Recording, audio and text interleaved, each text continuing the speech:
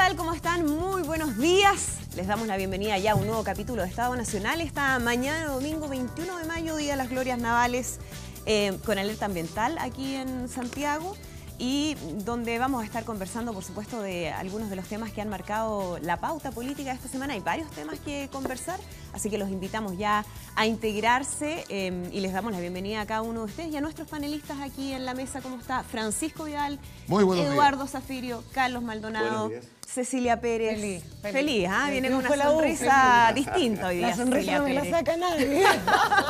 Gonzalo Miller. Porque no caímos al descenso. Wander. Se salvaron ahí por poquito. Y Pollo Miller cumpliendo la apuesta. Colocolino viene de azul, ¿ah? Cabecita blanca.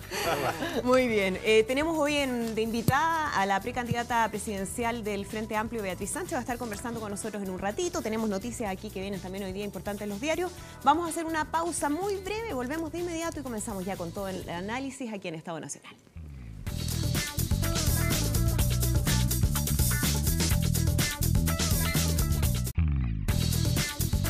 Bien, entramos ya de lleno en el panel, en la discusión, el debate respecto a lo que han sido los temas de esta semana. Vamos a ir de inmediato con algunos temas que tenemos en pauta, pero antes no puedo dejar de mencionar lo que trae hoy día el diario La Tercera en su cuerpo de reportajes con la declaración de Flavio Echeverría, el general en retiro, ex jefe de la Dirección de Finanzas de Carabineros, que dice: pagaron mi silencio. Está el testimonio clave del fraude de Carabineros, donde ya da detalles respecto a esta máquina de defraudación que existía al interior de la institución, y también otra de las aristas que se desprenden de esta investigación que tiene que ver con el uso de los gastos reservados. Francisco Vidal, ¿hasta dónde podríamos llegar con esta investigación, considerando además ya el nivel de detalles que entrega el general Echeverría? Bueno, digámoslo en contexto que Carabineros está viviendo una crisis muy profunda a raíz de este fraude. Las declaraciones judiciales del general van bastante para atrás, además. Y te demuestran, él confiesa ahí cómo funcionó el fraude, cómo él fue parte del fraude, además. De hecho, el titular es equívoco porque él sostiene que le compraron el silencio los propios integrantes del fraude. O sea, los que venían con este fraude desde antes de él. ¿Cómo le empezaron a pagar para que él se hiciera parte yo también? Creo que lo que yo haría y lo que está haciendo el gobierno es el respaldo al general Villalobos, porque esta es una crisis de una institución mayor. O sea, cuando tú tienes ya confirmados 17.000 millones de pesos. Ahora, en el tema de los gastos reservados, que es esa lista, es importante que la opinión pública sepa lo siguiente. Hasta el año 2003 y antes, muchos ministerios tenían gastos reservados. El 2003, por ejemplo, se sacó de gastos reservados a uno de los que tenía más, que era la Secretaría General de Gobierno, producto del acuerdo de la reforma del Estado, ¿se acuerdan?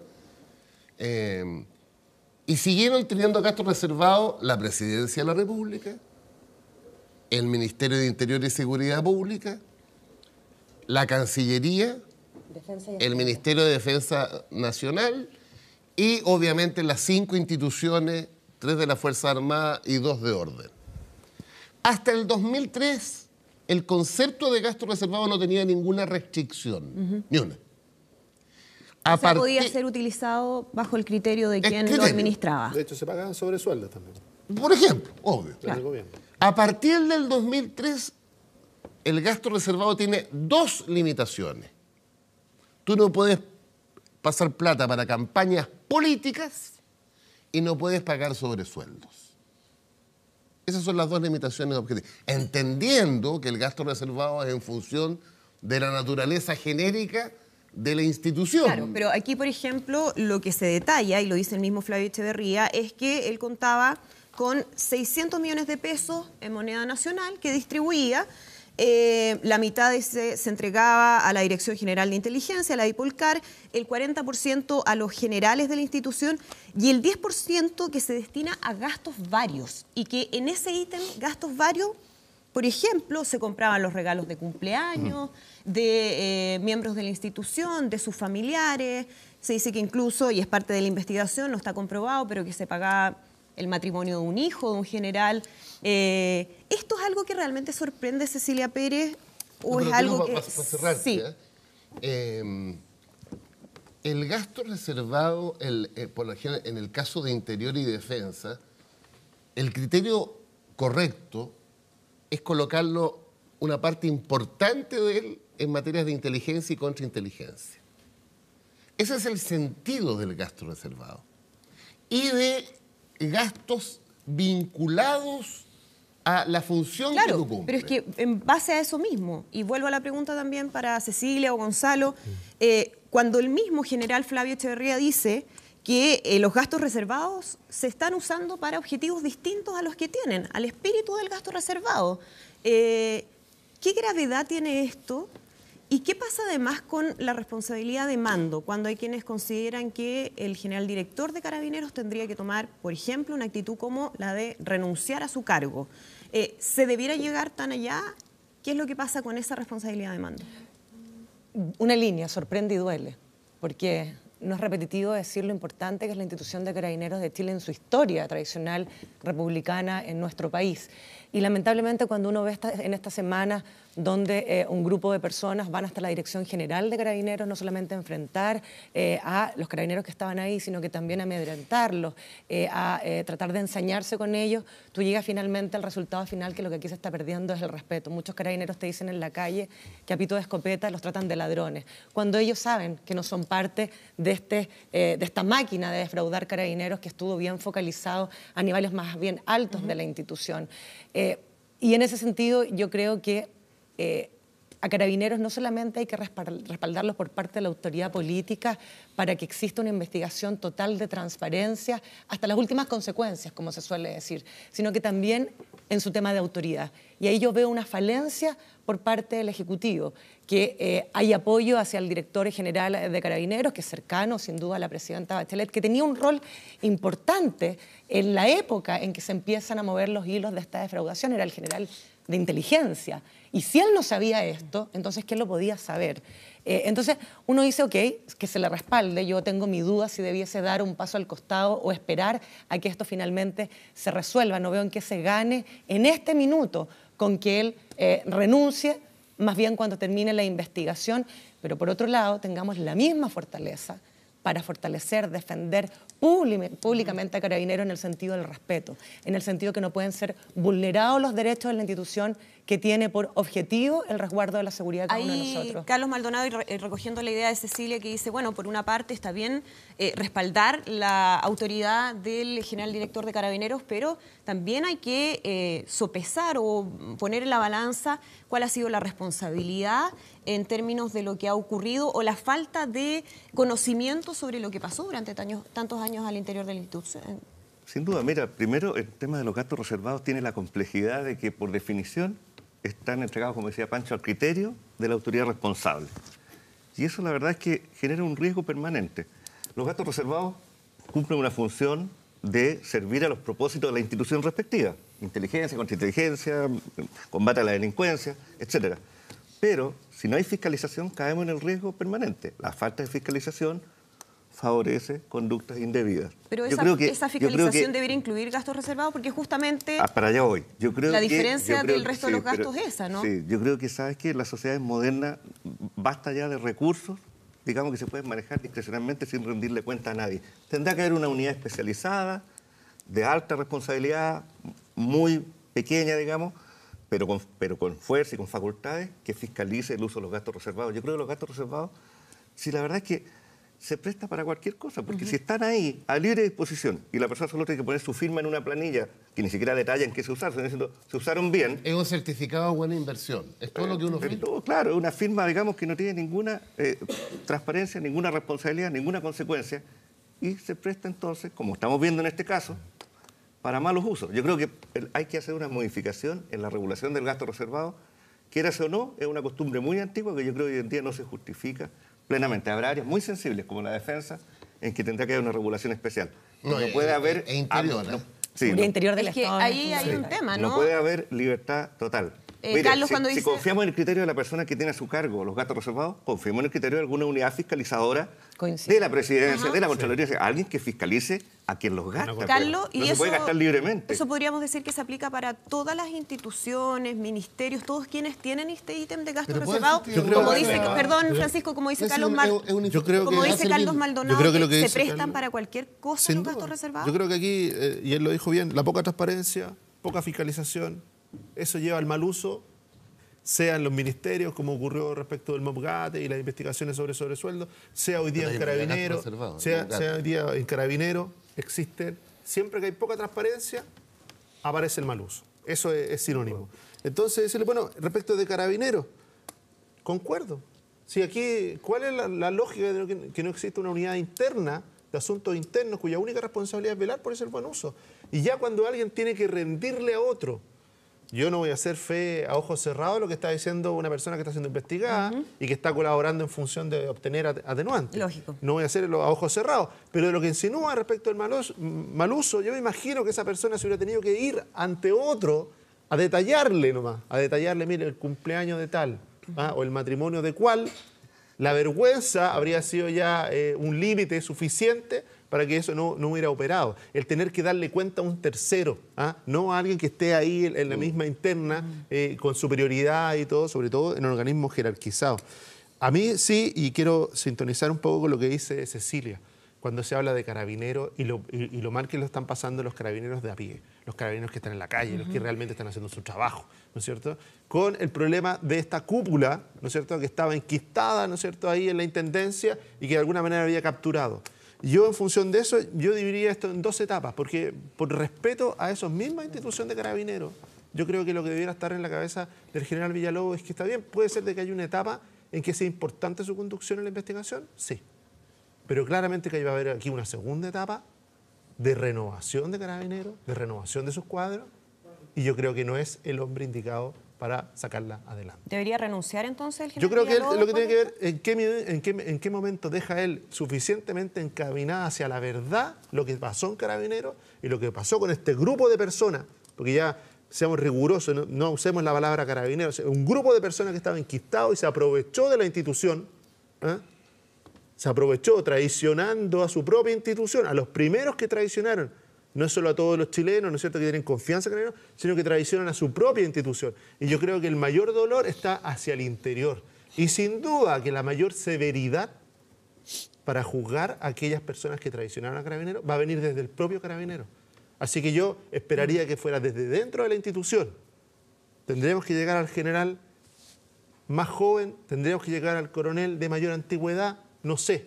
Lo importante es que haya una persona que logre sacar a Carabineros de este problema de legitimidad y de alguna manera ayude y sea creíble en la situación ahora de hacer justicia y de sacar adelante y que siga siendo una institución Eduardo, más confiable para los chilenos. ¿Concuerdas con la mirada de Gonzalo en términos de lo que debiera ser el general director de Carabineros, Bruno Villalobos, que en algún momento debiera dejar el cargo a cargo de la institución? Bueno, si se acreditan las responsabilidades, a mí me parece que eso es evidente, pero quiero ir a... No, yo no lo digo en función de que él esté involucrado o no, no, sino que si No, es estoy hablando de responsabilidades no necesariamente penales. Y Demando. Yo creo que la responsabilidad política es una cuestión fundamental y que debiéramos reponerla. En otros momentos de la historia de la República eso era muy claro, pero claro, los cargos no eran pegas, como se han transformado hoy día. Pero el tema es fondo. Yo creo que hay dos cosas y voy a discrepar sobre el tema de los gastos reservados, sabiendo que no es popular, pero no me importa. Porque me parece, y quiero hacer algunas reflexiones sobre eso. En algún momento esto lo discutimos en el marco de régimen interno en la Cámara de Diputados. Y yo di los argumentos y la gente de la UDI, presidía Álvarez, entendió, digamos, porque es un tema bien de fondo. Pero el tema de Carabineros es gravísimo, porque es como un símbolo que termina de consagrar la desconfianza. O sea, que aquellos que te deben cuidar no lo hagan, y no solo no lo hagan, sino que es como lo que yo comentaba, en un país vecino el 90% de los delitos los cometía la policía, digamos, federal. Entonces, bueno, y no los delincuentes comunes, eso te muestra una descomposición completa, ha sido un golpe muy duro. Carabineros además era una de las pocas instituciones con muy buena evaluación, y esto lo afecta. Pero el tema es fondo. Vamos a la Comisión Engel. 3 temas quedaron pendientes. Puertas giratorias, reguladores, cómo se maneja eso con normas más estrictas, la situación eventual de corrupción en municipios, y yo agregaría en los gobiernos regionales, ojo, y en tercer lugar, gasto militar. Ahí sí que tenemos un problema severo. Si hemos visto lo que está pasando en Carabineros, imagínense lo que significa la normativa actual sobre gasto militar o la falta de transparencia en compra de armas, que es en todo el mundo una de las fuentes más grandes de corrupción de lo público. Y en eso estamos absolutamente al debe porque quedó pendiente en la Comisión Engel. Yo espero que esto se tome en los programas presidenciales, y agrego el tema de las regiones, que cada vez manejan más recursos y que tienen unas normas de gasto que por cumplirlas formalmente al final eso... el 100% ejecutado. Claro, puede ser mucho despilfarro y también se presta para este tipo de cuestiones. Entonces, yo creo que aquí el tema es el tema de el gasto, el tema gordo del gasto militar. Si esto ha pasado en Carabineros, imagínense lo que puede ocurrir con el tema del gasto militar. No le estoy bajando el perfil, estoy diciendo que esta es una luz roja que debiera llevarnos a mirar muy bien este otro debate. Bueno, cuando hay una investigación abierta por el fraude al interior del ejército también. Exactamente. Además, pues a eso me iba a referir, claro. O sea, el famoso milico gay. ¿Ah? Bueno, pero ¿sabes? Sobre el tema de gasto reservado, yo les quiero decir lo siguiente. Yo tengo discrepancia con la manera que esto lo estamos abordando, y esto no es popular. Pero piensen en lo siguiente. Voy a repetir el argumento que di alguna vez en régimen interno. ¿Qué es lo que nos está pasando para que empecemos a tratar con esta liviandad los gastos reservados? En el gobierno de Jorge Alessandri, en medio de un tremendo conflicto político, ¿alguna vez el Partido Comunista, que estaba en la oposición, cuestionó el tema de los gastos reservados? No, nunca. Nunca. En el gobierno de la Unidad Popular, ¿ustedes recuerdan algún político de derecha cuestionando los gastos reservados? Jamás. ¿Pero conocíamos de informaciones como esta? No. ¿No cambia eso el panorama en términos de yo lo voy a decir claramente. La moral en política no es moralina. ¿Qué es lo ético? Infiltrar a un grupo terrorista o a una banda del narcotráfico para evitar el asesinato de un jefe de la policía o de un ministro político, o no infiltrarla. Para que hablemos en serio de moral. No me voy a referir al tema de los gastos reservados en materia de defensa y en materia de política exterior, porque es obvio hacia dónde voy. ¿De qué se trata? Aquí se trata de 2 cosas. De regular como se hizo el 2003. Porque no es posible que cualquier institución esté destinando recursos para comprar regalos de matrimonio, ¿no? O de cumpleaños. Eso es grotesco, eso es un fraude, eso es una desviación completa de la función de Estado que tienen que cumplir los gastos reservados. Y obviamente también es ilegítimo que se financien campañas políticas por el gobierno de turno, porque eso es competencia desleal, además, contra los opositores desde el punto de vista del acceso al voto. Pero muy distinto es decir aquí no tienen que haber gastos reservados, porque, perdónenme, eso es una demagogia tremenda. Yo no voy a defender la razón de Estado, pero pongámosle el límite a este cuento. Hoy día no hay nada más popular que decir transparencia total. Bueno, eso también en política puede ser pornográfico. Porque ¿para qué debieran ir estos fondos? ¿Por qué siempre existieron en el Chile republicano y por qué yo los defiendo para determinados ministerios? Porque la política, si uno quiere ser moral, no es para almas bellas kantianas. Aquí muchas veces hay que meter la mano en el barro por objetivos superiores. Y eso no es falta de ética. Eso es entender que la moral en política no es la moralina. Eduardo, pero se entiende ese punto.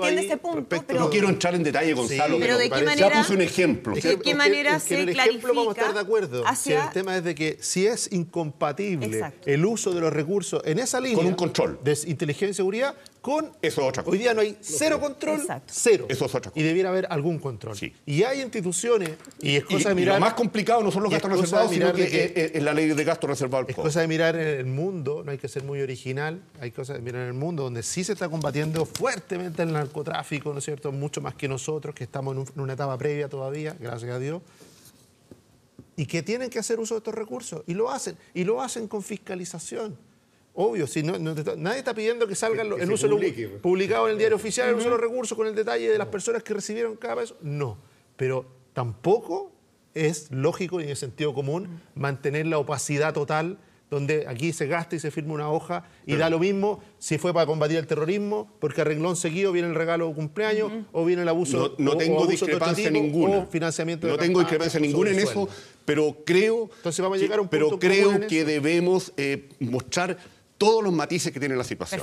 Déjame decirte una cosa. Para ir cerrando. Tú manejaste gastos yo he reservados. vivido, Sí. entonces me interesa la... Mire, el único que está aquí que manejó gastos reservados. Así es.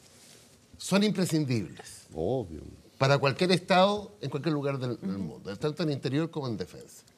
Pero sí creo que podríamos imitar algunas experiencias de otros países donde yo pienso en el Contralor, que bajo secreto de Estado el Contralor recibe ya más detallado, Exactamente. pero bajo el secreto de Estado. Claro. Bueno, Porque ahí ya- todos porque ya concuerdan el en hecho la de necesidad de aumentar el control. Yo creo que ya Claro. el hecho de detallar solamente el gasto ya se controla. No podría ir rendir los gastos de un matrimonio. Exacto. Ejerce control. Ya el detallado ya ejerce Así es. control. Yo no sé si se sigue usando, pero al menos en el gobierno del presidente Piñera, en ese minuto el Contralor dio instrucción de conocer en detalle los gastos reservados de presidencia y finalmente una disputa ahí y se le dio a conocer en términos genéricos.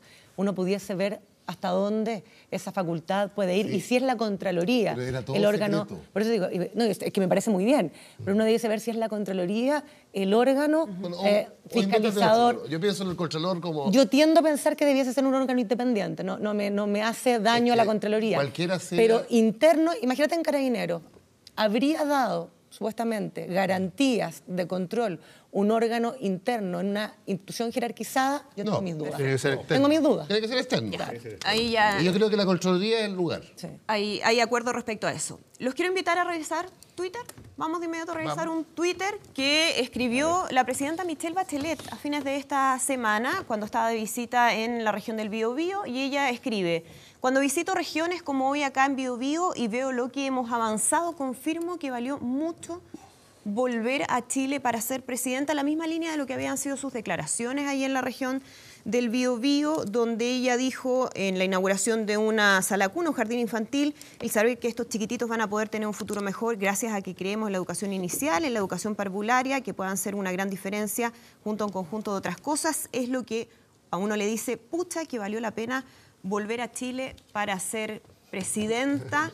Aquí ¿Saben? hay varios Ahí manitos yo me imagino que va a haber levantadas. más de una mirada, Francisco, pero a mí lo que me provoca... Leyó un artículo el sábado pasado en el Mercurio. Y voy a usarlo, de hecho. Ya, muy lo voy bien. Lo va a usar. citar, ya. Lo voy a citar porque va en una línea. Dice, a mí se me ocurre una frase, y quizás estaba en eso la presidenta en su inconsciente, dice, dime de qué presumes y te diré de qué careces. Porque aquí dice, salió un poco valió la pena volver a Chile como línea de comunicación respecto de presidencia. Uno dice, primero, la etapa de cierre, no estamos yendo. Nostalgia. Nostalgia respecto de que ya está hablando casi en pasado respecto de un gobierno que está en ejecución. Sí, bien Primera bien. línea. Segundo, cuando uno lee, voy a partir por Carolina Goich, y su toma de distancia del gobierno, su marcar la diferencia, decir lo que se hizo mal. Después lee a Alejandro Guillé, en prensa más internacional que nacional, pero incluso en prensa nacional también, distancia al gobierno, punto respecto de lo que se hizo mal. Valorar y se empieza a coquetear con la palabra fracaso. Y después uno escucha a Beatriz Sánchez, que en el diario El País también, el mismo que usó Alejandro Guillé, que han usado casi todos los candidatos presidenciales para hablar de Chile, pareciera que lectura obligatoria del diario El País para entender lo que están pensando nuestros candidatos. Dice Beatriz Sánchez, usa la palabra también, fracaso para describir a este gobierno. Entonces, a mí lo que me llama la atención no es el Twitter de la presidenta y tratar de defender lo que fue su decisión y empezar a la defensa de lo que fue lo que hizo, sino lo sola que está en eso. Porque cuando hasta el bacheletista número 1 coquetea con la palabra fracaso. Entre comillas, me imagino, porque ya el corazón, si no, ¿cómo? No, porque demuestra que no hay tal fracaso. Ya. Por eso usted lo lo cuestiona. entrecomillé. Bueno, yo leí su columna, no entendí de eso, pero bueno. Puede ser que lo haya entendido de otra persona. Porque Porque cuando yo leí lo del ¿qué fracaso, significa entre comillas? el fracaso es una palabra respecto, yo lo entiendo que tiene dos dimensiones. Una, fracaso. ¿Por qué fracaso? Dicen algunos, porque no se logró lo que se quería lograr. Fracaso. ¿Por qué dicen otros fracaso? Porque, como Pancho Vidal dice, habiendo avanzado en parte de lo que se quería hacer, el fracaso lo ponen ¿en qué? En que la ciudadanía percibe de que eso no es cumplir. Y por lo tanto un gobierno que no cumple, de alguna manera paga los costos de mala evaluación que está pagando este. Gonzalo, yo me quedo con algo que tú dijiste respecto a que esto demuestra lo sola que está la presidenta. ¿Está sola la presidenta, Francisco Vidal? Yo creo que hay una tendencia a, como los ratones, a arrancar. Chuta, fuiste más fuerte que yo, Pancho. Así es. Al interior del gobierno, del bloque En oficialista. general. Hay una autocrítica al gobierno, en mi opinión, excesiva. Si uno entra en profundidad al tema, a mí me gustó mucho lo que hizo Bachelet en Biobío. Porque yo me imagino psicológicamente cuando está inaugurando uno de los 1.200 nuevos jardines infantiles, y a renglón seguido inaugura una de las 4.500 salas cunas, que significan 70.000 cupos nuevos en preescolar. O cuando va a las inauguraciones de los años académicos de las 2 universidades públicas nuevas, lo que le pasa a él en la cabeza me pasaría a mí. O cuando supe que se reúne con estudiantes con gratuidad antes de las actividades. Si a mí me pasó que quedé impactado porque en un curso que hago en la Diego Portales en primer año, que son 38 alumnos, pregunté cuántos estaban con gratuidad y me levantaron 14 manos. Y me cambiaron el curso. 14 cabros que si no es por la gratuidad no están sentados ahí. ¿Cuál es el drama?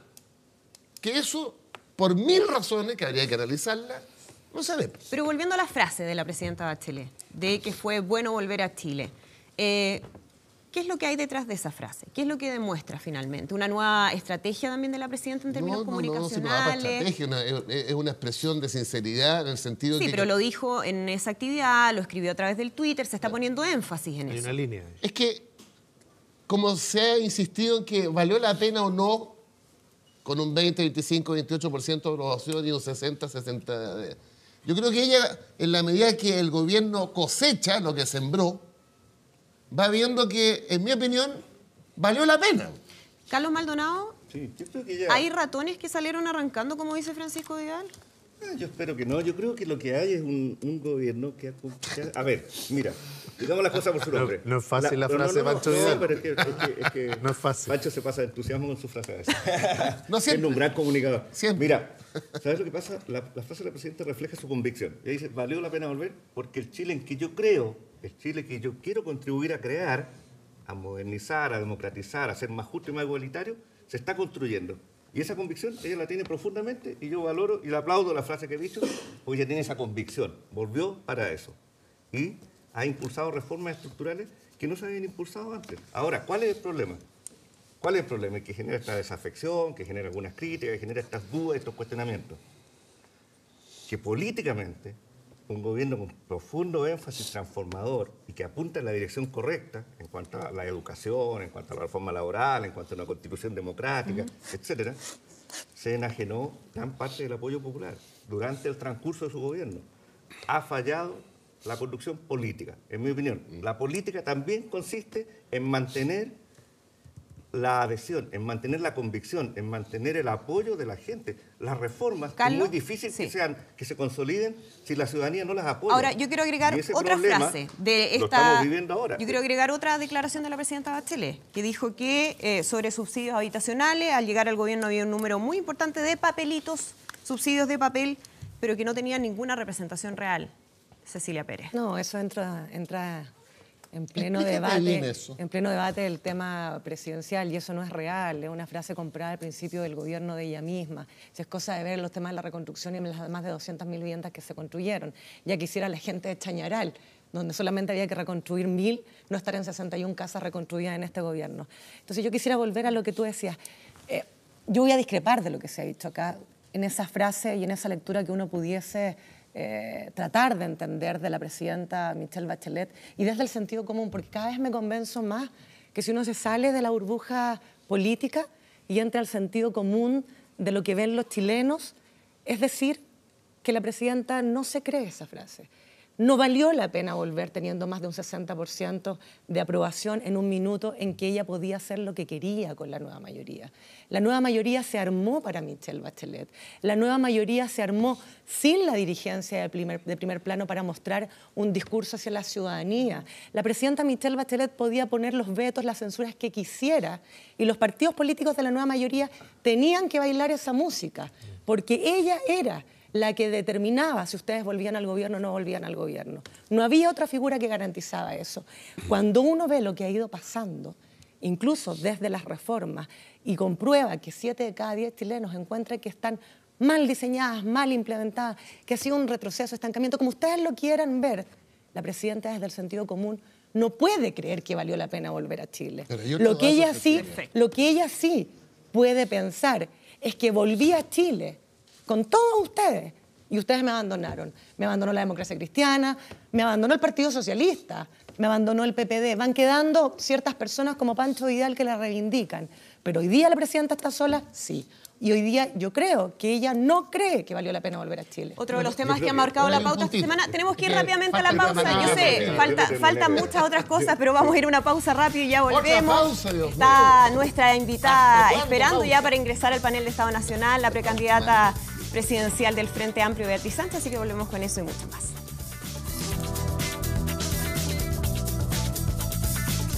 Bien, ya estamos de regreso. Le damos de inmediato la bienvenida a nuestra invitada de hoy, la precandidata del Frente Amplio, Beatriz Sánchez. Beatriz, muchísimas gracias por acompañarnos aquí en el panel de Estado Nacional.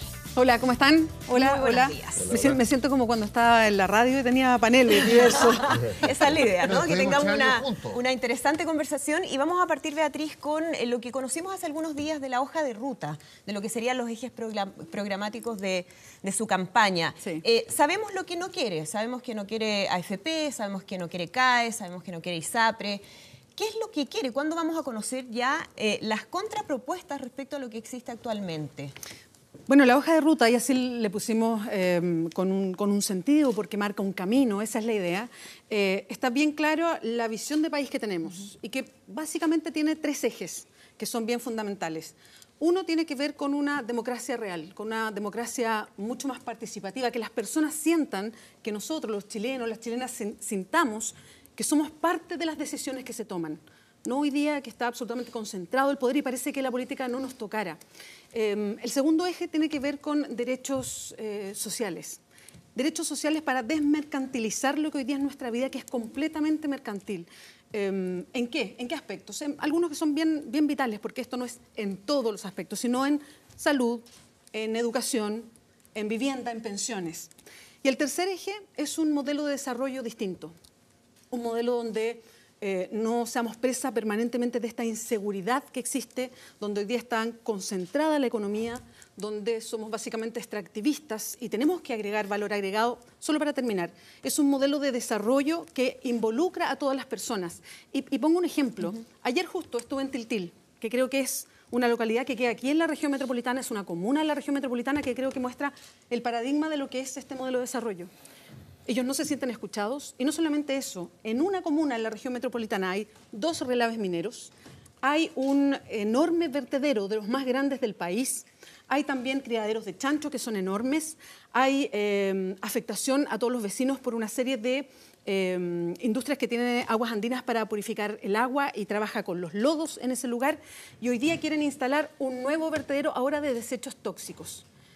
Eso muestra que hay ciudadanos y ciudadanas en Chile hoy día que están pagando todas las consecuencias de personas que hacen negocios y que tienen ganancias y se agrupan y otros pagan las consecuencias. Ahora, entendiendo a eso me refiero con un modelo de desarrollo entendiendo ese diagnóstico, ¿cuándo vamos a conocer las propuestas concretas respecto a de qué forma se cambia el modelo actual que tenemos y cómo se va a incluir, pero de manera práctica, la ciudadanía en esto, ¿no? ¿Se va a hacer consultas? ¿Cómo se va a construir eso con la ciudadanía?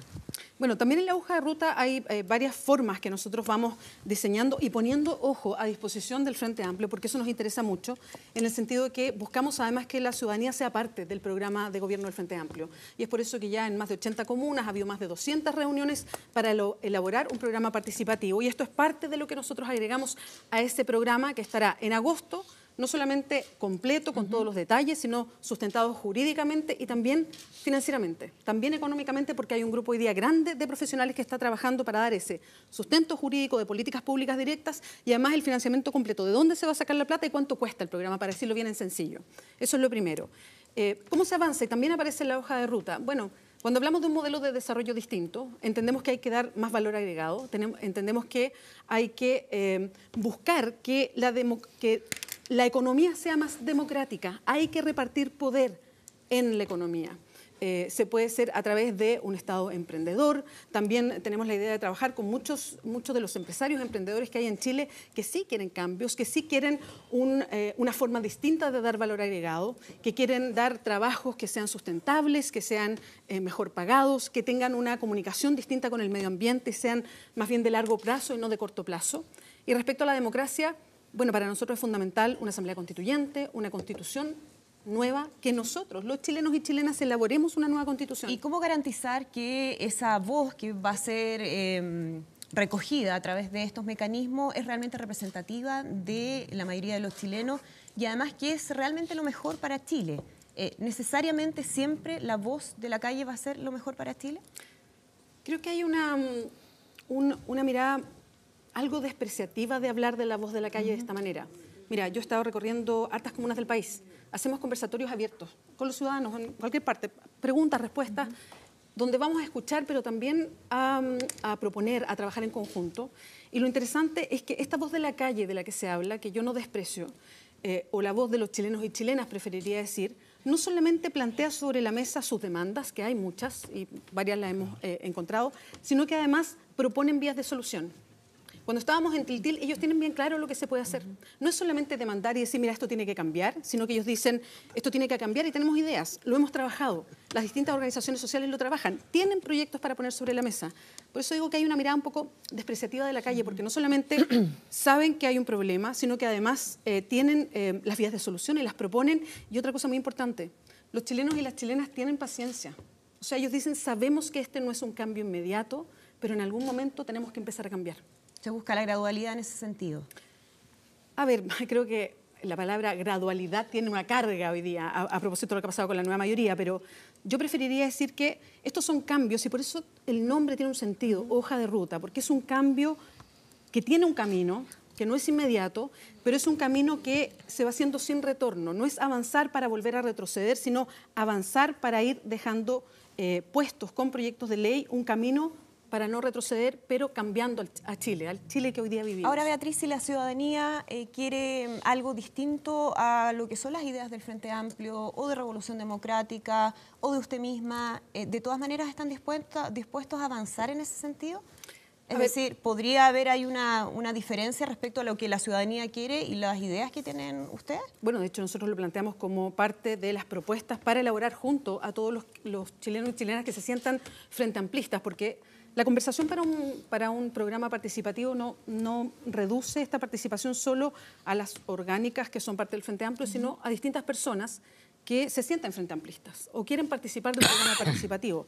Yo he estado en varias de esas reuniones, he participado temáticamente y en general mucho de lo que tomamos para la hoja de ruta tiene que ver con este sentido común que se instala en los debates.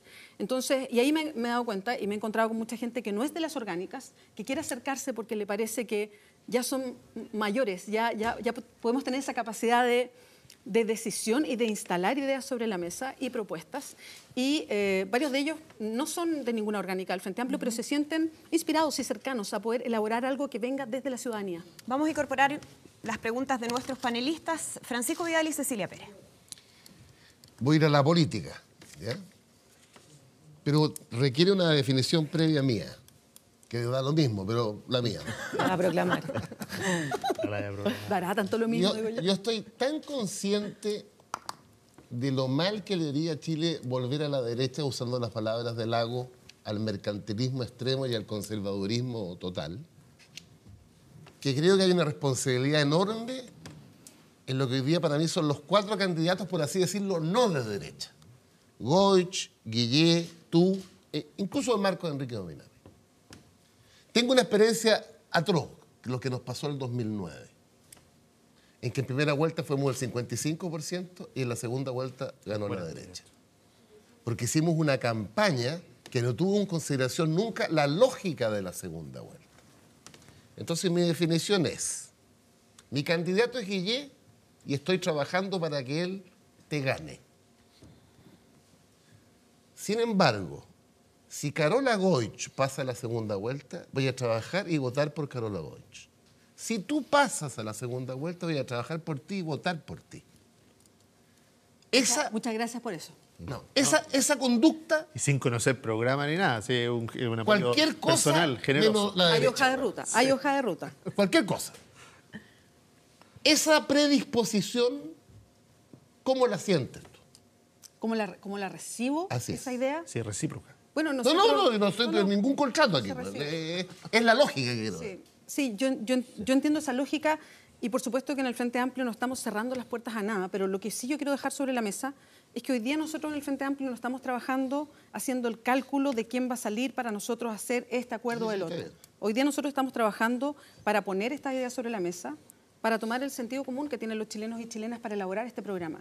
Nosotros confiamos en la gente. Mira, cuando hay campañas y candidaturas, y las he seguido tan de cerca con mi pega anterior como periodista, habitualmente los candidatos y candidatas piden, y lo van a hacer seguramente ahora, la confianza en ellos. Piden la confianza a la ciudadanía, una palabra que hoy día es muy compleja, porque ustedes conversaban antes del caso Carabineros, en fin, la confianza está en el suelo. Pero lo que nosotros decimos desde el Frente Amplio es sí, pedimos confianza, pero también la damos. Nosotros confiamos en los chilenos y las chilenas. Eso lo quiero dejar bien sentado, porque confiamos en lo que nos pueden decir, confiamos en esta ciudadanía que algunos llaman la calle y que yo prefiero decir chilenos y chilenas o ciudadanos o ciudadanas. Entonces quiero poner el acento en lo que nosotros estamos haciendo en el trabajo. No estamos aquí haciendo un cálculo de proyección política con calculadora respecto a si este saca este voto y este otro. Entonces nosotros tenemos una propuesta para el país y estamos trabajando en ella. Ya más adelante, porque les recuerdo que esto es una precandidatura todavía, ya más adelante veremos qué pasa políticamente. Pero no se descartan alianzas, por ejemplo, para una segunda vuelta con partidos de la nueva mayoría. ¿Es algo que podría incorporarse? Es que yo no me instalo en eso todavía. Nosotros estamos trabajando acá. Todos los candidatos no se instalan en eso, pero yo quiero ir más allá. Ningún pronunciamiento. Hay un concepto en la política, ya no, ni siquiera en la ciencia política, que es fantástico. La correlación de fuerzas.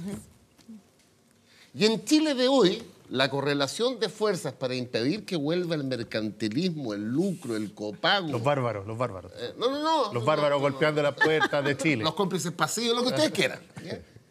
La correlación de fuerza individualmente considerada permite el triunfo a la derecha. Una correlación de fuerza que busque la sintonía, estoy siempre pensando en la segunda vuelta, que es un escenario distinto en Chile hoy día. Y pensándola con el Frente Amplio en la segunda vuelta, por lo que entiendo. O la Carola Goich, o Guillé, me pongo en todos los escenarios. Que es la lógica. Entiendo que todos los candidatos quieren ser triunfadores y pasar a la segunda vuelta, sin duda. Pero es la elaboración subjetiva, si tú quieres. ¿Podría ser Vidal ministro de un gobierno? No ¿Qué es en lo concreto en lo concreto? ¿Cabe Vidal en el Frente Amplio? Yo lo que respondo es que claramente cuando estamos todavía a ¿cuántos días faltan o cuántas semanas para una primaria? 6 semanas yo soy exactamente. precandidata, no tengo en la mente las personas que podrían llegar a estar en el gabinete. Va a tener que esperar a Pancho Vidal. Es una trampa a la derecha. Va a tener que esperar Vidal todavía. Pero para contestar lo que decía Francisco, nosotros estamos trabajando para llegar a la segunda vuelta. Y evidentemente, en una segunda vuelta no le vamos a cerrar las puertas a nadie. No le vamos a cerrar las puertas para la votación, quiero ser bien precisa en eso, para la votación de nadie. La vocación del Frente Amplio es abrir ventanas, es abrir puertas, es una democracia que entendemos distinta y lo recalco porque creo que es muy fundamental de lo que estamos planteando. Eso no significa que estemos pensando en alianzas hoy día, eso no significa que estemos por firmar un contrato, en eso no estamos hoy día. Pero evidentemente abrimos las puertas. Pero la lógica... No lo sé. Cecilia Pérez. No lo sé. Sí, primero, antes, Beatriz, de preguntarte, de tomar un poco lo que decía Pancho siempre en su tónica de la derecha, que son los malos del monstruo y todo. No, son los distintos. bárbaros. Tú hablas, Pancho, y a mí de verdad que me provoca una revelación, así, y me releva además, de esta derecha mercantilista y todo, y cuando uno va conociendo que el Partido Socialista no solamente usó el sistema capitalista, sino que además disfrutó y le fue muy bien con el sistema capitalista, se cae la careta. Cuando uno ve por el Partido Comunista que no tuvo pudor en transformarse en inmobiliaria, simulando contratos para eludir la ley de partidos políticos, se caen las caretas. Entonces pongamos las cosas en su justa dimensión. Beatriz, cuando yo escucho el Frente Amplio, te escucho a ti, escucho a Alberto Mayor, porque nunca se habla que el otro candidato es Alberto Mayor. Sí, claro, sí, esta es una y dentro de la precandidatura primaria del Frente Amplio también está Alberto Mayor. Ustedes rescatan mucho lo que es la participación ciudadana y yo eso lo valoro mucho. La participación ciudadana no solamente es necesaria, sino que sin duda fortalece la democracia. Pero llega un minuto en que uno tiene que gobernar. Y parte de la gobernanza significa liderar no solamente recogiendo las necesidades, los deseos y anhelos de los ciudadanos, sino que además priorizando y tomando decisiones. Porque lo otro es populismo directamente. Y ahí es donde yo te pregunto a ti, ¿cómo lidera Beatriz Sánchez y con quién gobierna Beatriz Sánchez? A ver, yo creo que lideramos con esta forma que entendemos política distinta a lo que venimos conociendo ahora. Creo que el reflejo de la presencia de Alberto y mía en el Frente Amplio habla de una diversidad distinta política hoy día que tratamos de identificar también. Creo que la forma de liderar es ponerse al frente de un proyecto en el que uno cree profundamente y por el cual estamos trabajando.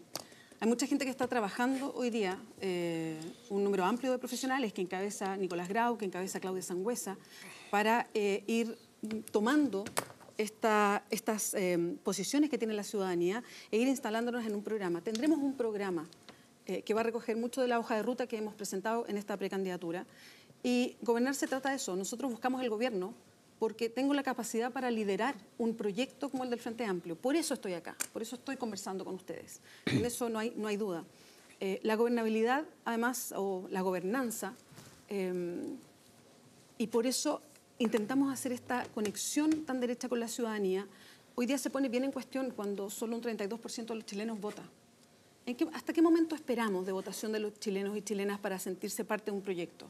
¿Que llegue al 20, al 15? O sea, es momento de hacer un cambio, es momento de tomar eso, darle un sentido. Si hoy día los chilenos y chilenas no votan y votaron en un 32% en la última municipal, bueno, ahí hay un problema de gobernabilidad profundo. Si hoy día no se sienten representados por la Cámara, si no se sienten representados incluso por un gobierno, ahí también hay un problema de gobernabilidad y hay que hacerse cargo. Y por eso nosotros proponemos un cambio y por eso es que buscamos anclarnos con la ciudadanía. Y no es una expresión de deseo así en el aire. Hoy día hay leyes para que los ciudadanos, a través de la sociedad civil organizada, pueda opinar y poner sus impresiones para el desarrollo de políticas públicas, pero es una ley que no tiene dientes ni muelas y no amarra, sino que es todo optativo. Hoy día existe eso, los consejos sociales para los municipios, para las circunscripciones, para los ministerios. Sí. En los ministerios, menos de la mitad tiene conformada esa presencia de organizaciones civiles. Bueno, ahí hay formas de ir anclándose con la ciudadanía que, insisto, no solo tiene demandas, sino que tiene bien claro o bien clara la forma de solución para Beatriz, muchas de sus demandas. Pero en esa misma línea hay quienes se preguntan, bueno, ¿con quién va a gobernar el Frente Amplio? En lo más concreto, ¿no? En los cuadros técnicos, en los ministerios, en los distintos cargos que tiene la administración pública. ¿Tienen la gente para gobernar en el Frente Amplio o necesariamente va a implicar incorporar a otras fuerzas políticas? A ver, tenemos la fuerza para gobernar hoy día y los vamos a ir presentando paulatinamente porque esta precandidatura está en pleno despliegue. Quiero solo recordar que, si bien para mí parece que hubiesen pasado 6 meses, llevo 1 mes y medio desde la presentación de la precandidatura. Entonces, vamos a presentar, calculo que a fin de mes, un grupo grande de personajes que son de la política dentro del Frente Amplio, pero también una serie de independientes que, bueno, son bien reconocidos en Chile por trabajar distintas áreas y que son parte de, van a ser parte de este comando, de este despliegue de precandidatura todavía. Por supuesto que contamos con las personas que se están preparando, que hoy día muchos de ellos están haciendo academia, investigación en las universidades, que son parte de todo este despliegue del Frente Amplio. Es más, el Frente Amplio viene trabajando en esto desde antes que apareciera yo.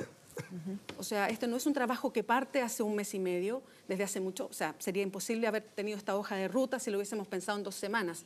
Esto es un trabajo que viene desde hace tiempo y se está haciendo de forma profesional. Pero ojo también, Cuando hablamos hoy día del Estado, y nosotros también miramos al Estado como una forma de hacerlo más eficiente, de un Estado distinto al que conocemos hoy día. Y antes ustedes estaban hablando justamente de los problemas horribles que tiene hoy día el Estado. Bueno, también ese es un foco para nosotros, de darle modernidad, de que sea más vigoroso en el sentido de la fiscalización, que tenga sentidos además distintos que hoy día no los tiene. Entonces, también queremos reconocer la carrera funcionaria. Yo no me imagino llegar al gobierno y cambiar 5.000 funcionarios de gente de confianza.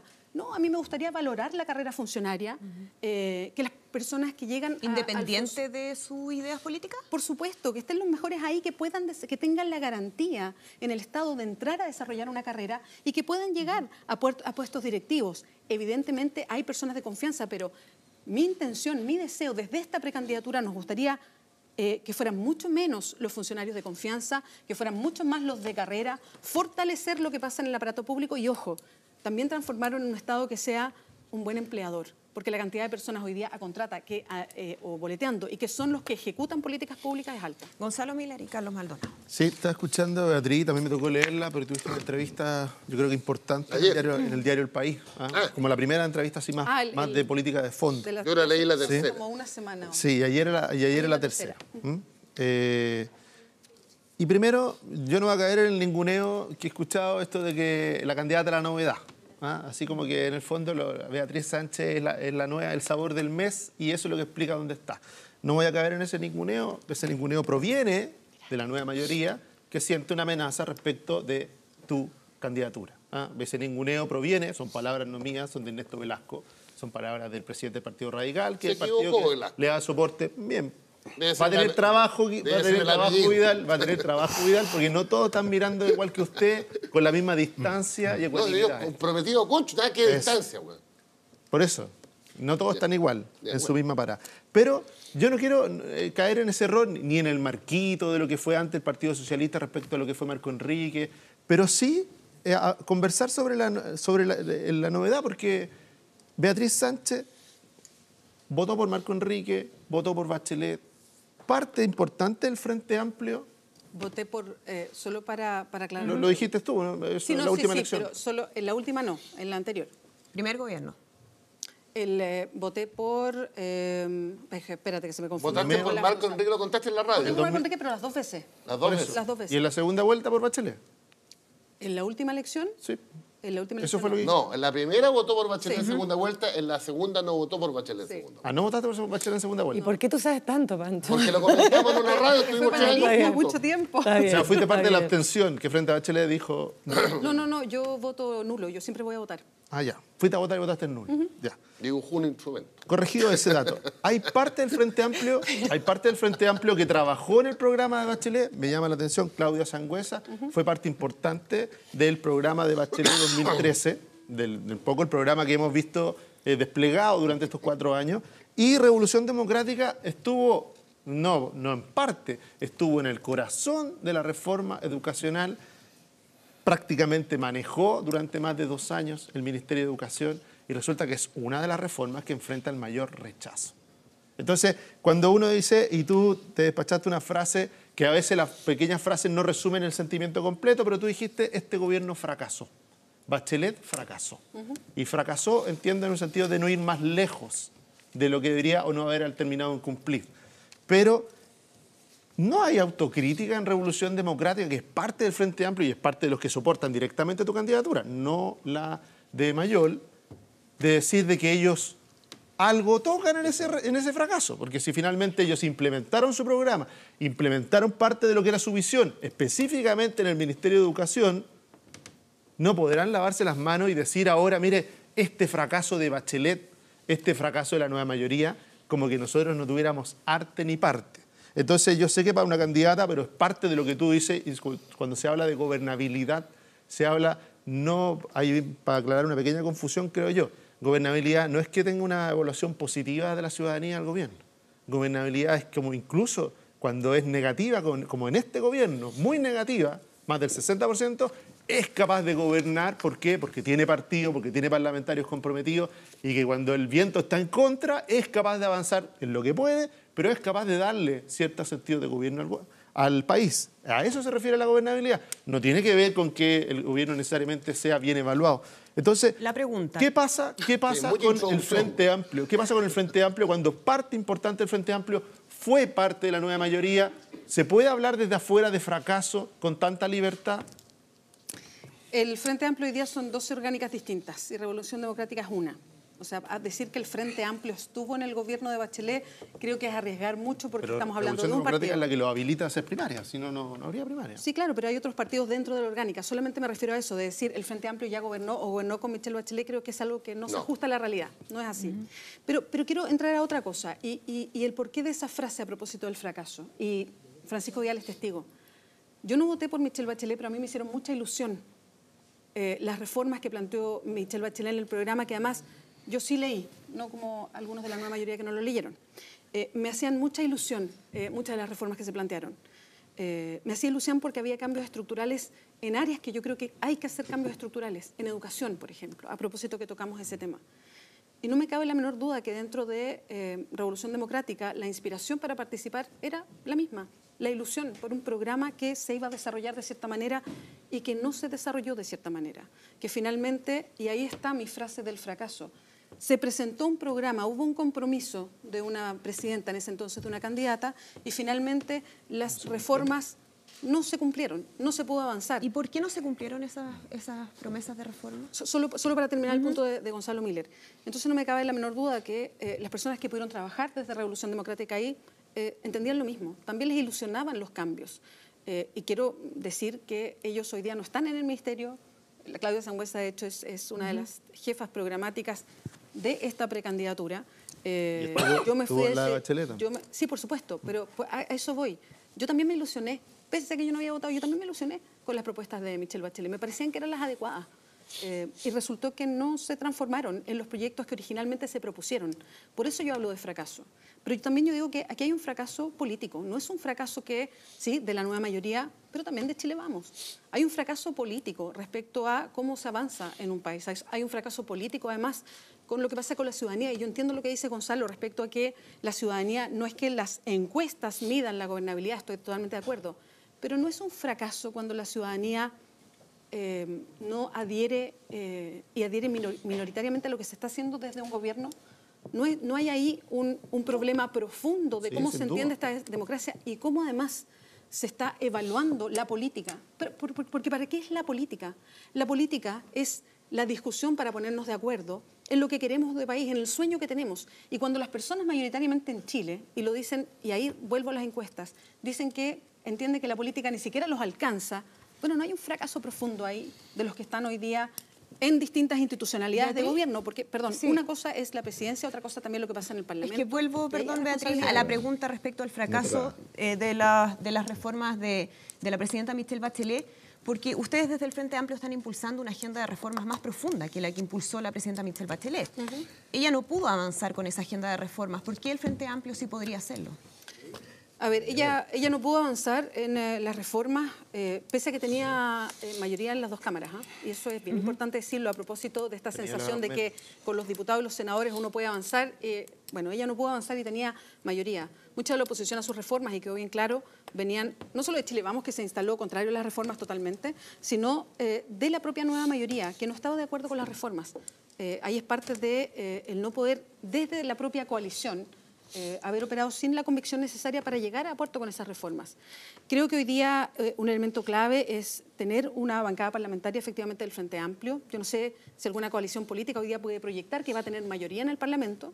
Creo que es difícil, hay un mecanismo nuevo, hay voto voluntario. Entonces, yo creo que cualquier gobierno va a tener que enfrentarse a un Parlamento que no sea mayoritario. Exactamente. Bueno, nosotros tenemos una cantidad bien grande en distintos puntos del país de candidatos parlamentarios y nos gustaría que el Frente Amplio llegara al Parlamento, pero no solamente depende del Parlamento, depende también de cuán cerca se está de la ciudadanía. Y aquí quiero poner el ejemplo.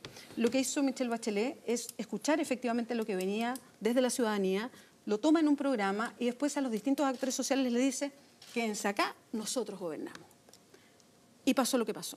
Creo que hoy día la ciudadanía tiene que estar muy presente, los distintos actores sociales tienen que sentirse parte de la discusión de esta tensión que es la democracia, porque yo no digo que sea fácil, para poder avanzar en cambios, los cambios que proponemos. Carlos Maldonado. Sí, muchas gracias. Bueno, yo estoy de acuerdo con Pancho, ¿cierto?, en que el objetivo principal es lograr que la visión de centroizquierda, que es mayoritaria en Chile, siga gobernando. Pero también tenemos que decirle a la gente cuáles son las diferencias. Porque tampoco podemos decir, mira, somos todos iguales, entonces vote por el que le tinque, el que le parezca mejor, el que le caiga más simpático. ¿Ah? También hay diferencia entre las opciones que van a la primera vuelta. Y no es lo mismo votar por Alejandro Guillén que votar por Beatriz Sánchez. No es lo mismo la propuesta de la centroizquierda, que tiene representación parlamentaria, que ha estado en el gobierno, que la propuesta del Frente Amplio, que tiene, creo, 2 parlamentarios que apoyan a Beatriz Sánchez actualmente. 3. Si no me equivoco. 3, bueno. No, el Frente Amplio está en el Congreso. ¿Ah? Me da la sensación Ah, que no, digamos, ya está. tiene una presencia muy Creo- menor, perdón, digamos. y Momento. creo que se han hecho notar. ¿Ah? Momento. Creo que claramente Sí, pero no, hay no, una no, discusión de ideas pareciera que no muy logran los tres constructivamente, no ha parlamentarios habido proyectos de ley impulsados ni aprobados por iniciativa de ellos. ¿Pero para dónde hay, Maldonado? Sí, si no me interrumpen, Está voy a nervioso, seguir. está nervioso. Si no me interrumpen, voy a seguir.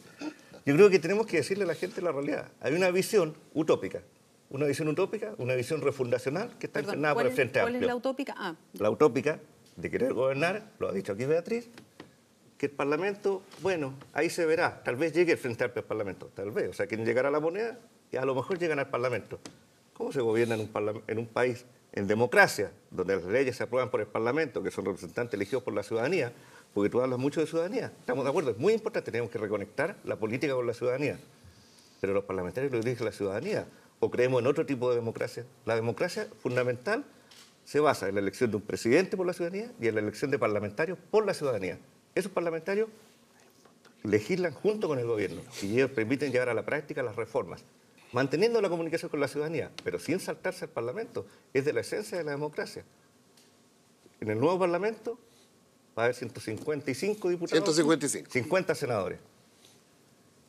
Esos son necesarios para gobernar. Alejandro Guillén no tomó el camino fácil, tomó el camino de buscar los apoyos partidarios que permitan hacer realidad sus propuestas y su visión de país. Eso a alguna gente no le gusta, pero es lo responsable. No la propuesta refundacional, la propuesta utópica, que entendemos que genera algunas simpatías, pero no es realista, no permite llevar a la práctica lo que se está proponiendo. Es que digámosle a la gente que una cosa son los partidos y la propuesta de Alejandro Guillén y otra cosa es la propuesta de Frente Amplio. Son distintas. Una es responsable, va a tratar de mejorar significativamente la calidad de la política y la calidad de las reformas, agregando otras que son imprescindibles, y otra la propuesta de Frente Amplio que habla de una visión utópica, de un país distinto, de ciudadanía, que vamos a construir el programa de la ciudadanía, vamos a gobernar con la ciudadanía. Pero Alejandro ¿Dónde Guillén queda? usa los mismos ¿Dónde queda? conceptos, No, perdón. Ciudadanía. Él tiene apoyo de partidos que tienen presencia parlamentaria eso sí, y pero- buscó ese pero- apoyo porque sabe que para gobernar se necesitan los partidos y se necesita parlamento. El No me concepto interrumpa, por ciudadano favor. es exactamente Pero por el mismo cierto que hay que Beatriz Sánchez. reencantar a la ciudadanía. Uno de los grandes problemas de este gobierno es que se enajenó a la ciudadanía.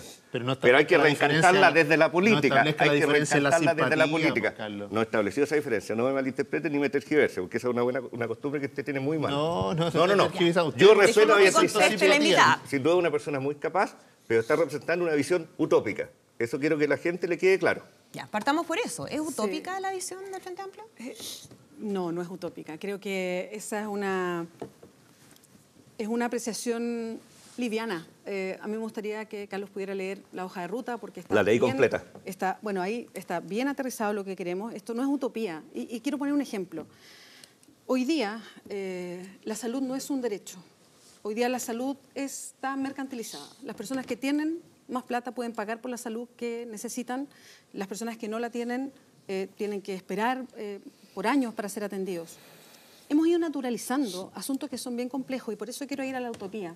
Hemos ido naturalizando en Chile, y lo veo todos los días a través del Twitter, Facebook, que las personas organizan bingos para poder pagar una operación para sus hijos. Organizan bingos para poder pagar los medicamentos de sus hijos. Nosotros lo que planteamos es que la salud sea un derecho para las personas, que es un ámbito de la vida que no puede estar dejado al mercado. Aquí no se necesita un poquito de fiscalización para que las cosas funcionen. Aquí se necesita garantizar derechos para que los chilenos no vivan con el miedo permanente a enfermarse. Y yo le pregunto a Carlos, ¿eso es utopía? ¿Es utópico pensar, como pasa en Son buena buenas parte, intenciones. como pasa en buena parte del mundo, donde hay derecho a la salud, derecho a la educación, derecho a la pensión? Nosotros lo que postulamos del Frente Amplio, para que quede bien claro, nosotros postulamos que si hoy día todos nuestros problemas individuales se tienen que enfrentar de manera individual. Una sociedad mejor, una sociedad que saca el temor permanente de los ciudadanos es enfrentar de manera colectiva los problemas individuales. Eso es lo que estamos planteando. Y, Carlos, perdón, pero yo no considero que eso sea utópico. Al contrario, es algo que podemos hacer en Chile. Instalar al Frente Amplio desde la utopía, comparándolo con la nueva mayoría, apuntando a que da garantías de que se pueden hacer las cosas cuando propuso reformas que no pudo cumplir. Cuando tenía mayoría parlamentaria no lo pudo hacer. ¿Los estudiantes y decirnos los que están estudiando gratis que somos... no existen? ¿No hay gente estudiando gratis ahora en las universidades? Sí, y tiene un tope. Pero a lo que voy es eso. Es utópico plantear esto, que se terminen los bingos para que las personas puedan tener los medicamentos que necesitan. ¿O estamos hablando de un mejor país que sí se puede hacer y está planteado en la hoja de ruta? Es utópico plantear un nuevo Chile partiendo desde la nada y no diciendo cómo se piensa realizar. Nunca hemos dicho que partimos desde la nada. Nunca hemos dicho que partimos desde la nada. Yo escucho un discurso refundacional. No, en absoluto. Está diciendo que la presidenta no avanzó la reforma y avanzó mucho, y avanzó lo que pudo en un contexto no tan fácil. Entonces ustedes quieren avanzar sin parlamentarios. No, la verdad que a mí me parece... Perdón, Carlos, pero no hemos dicho que no queremos avanzar con parlamentarios. Lo que queremos ¿qué dijo? Porque yo escuché que la ciudadanía, no escuché hablar de la tramitación de las leyes y de la aprobación en parlamentaria. Dijiste que la presidenta tuvo problemas en cuanto a los votos en el Parlamento. ¿Cómo piensan hacerlo ustedes ese plano? Yo lo que veo es que hay una buena intención y hay una lectura... ¿Ah? Con coalición. ¿Con coalición? Con alianza. Con coalición. Con acuerdo. Pero si la política se hace así, construyendo sobre lo que ya existe, construyendo de ahí para arriba. ¿Qué es la nueva mayoría? Una coalición. Uno toma una posta. Pero sí no le escucho. Por ejemplo, tú hablaste del tema salud. Gonzalo. Concretar un poquito el tema salud. Sí, vamos a profundizar en eso, pero dejemos que pregunte Eduardo Zafirio y después somos muy ordenados con Eduardo, pedimos la palabra. Democracia real más participación. Yo solo comparto en la medida que la democracia representativa la complementemos con mecanismos participativos, porque su reemplazo creo que no es posible. Yo entendí, sí. Pero hay que hacerse cargo de algunas cosas, Beatriz. El grueso de la base tuya son exdirigentes universitarios. Y mira cómo andamos por casa. Salvo la FEUC, las participaciones en las elecciones universitarias son paupérrimas.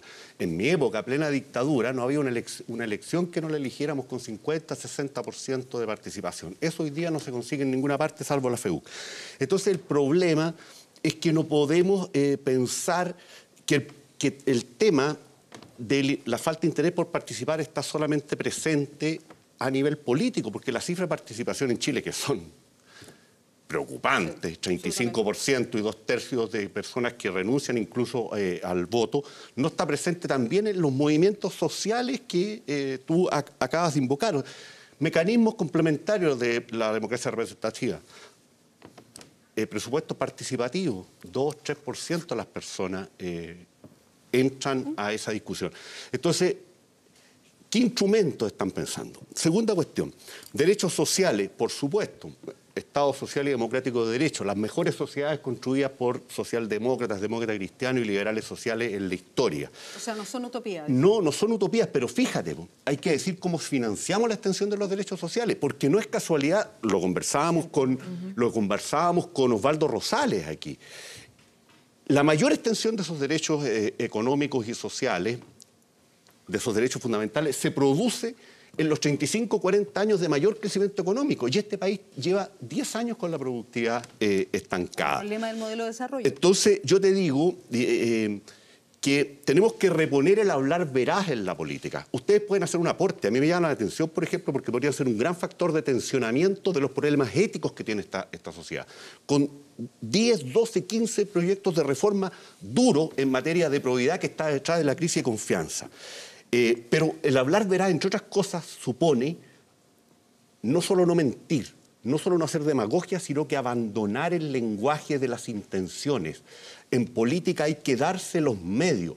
De lo contrario, esto es un verso que no va a conseguir que la gente vuelva a votar, que es lo clave, a fortalecer y a reformar los partidos, y te puedes encontrar con un fracaso enorme después de este discurso, que es que lo mismo que pasó en Valparaíso, las cifras de participación sigan en torno a estas cifras que son miserables desde el punto de vista de una democracia de buena calidad, y que el discurso de ustedes y el intento de renovación no tenga efecto práctico alguno en convocar a la gente a recuperar la confianza en la política y que se exprese en lo mínimo, en lo básico, que es levantarse un día domingo y ir a depositar el voto. Quedémonos con eso, Eduardo. Sí, Beatriz. Bueno, esa es una preocupación para nosotros también, permanente.